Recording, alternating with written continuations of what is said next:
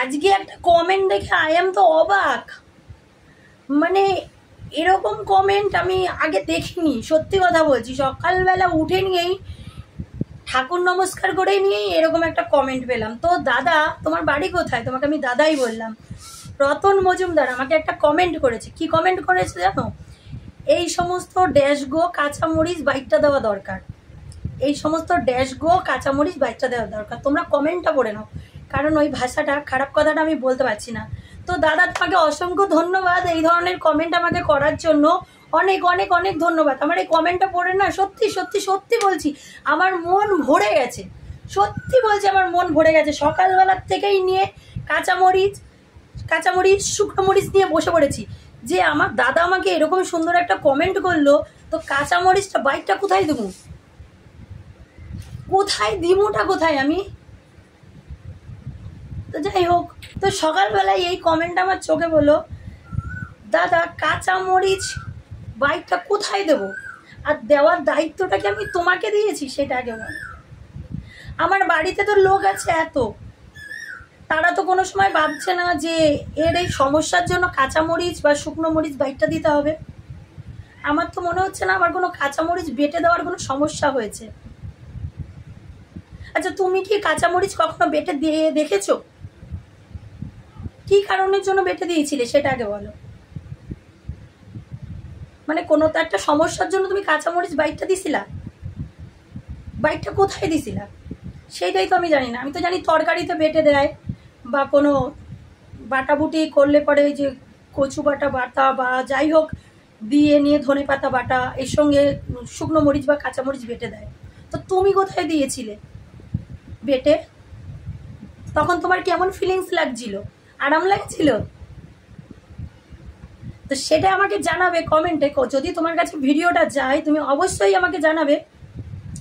আগে কাঁচামরিচ বা শুকনো মরিচটাকে নিজে দিয়ে দেখবা কোথায় দিয়ে, সেটাও আমাকে জানাবে যে এইখানে বোন তোমার দিতে হবে, তাহলে এইটা তোমার সমস্যা, তাহলে হচ্ছে এই সমস্যাটা তোমার কমবে।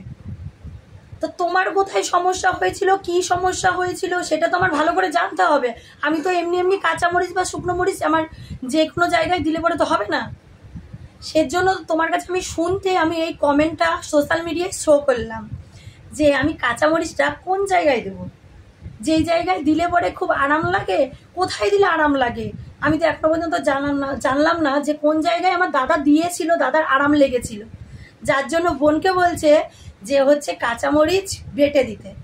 তা আমি ভাবলাম যে কাঁচামরিচের দিয়ে শুকনো মরিচের টেস্টটা বেশি, জানো তো।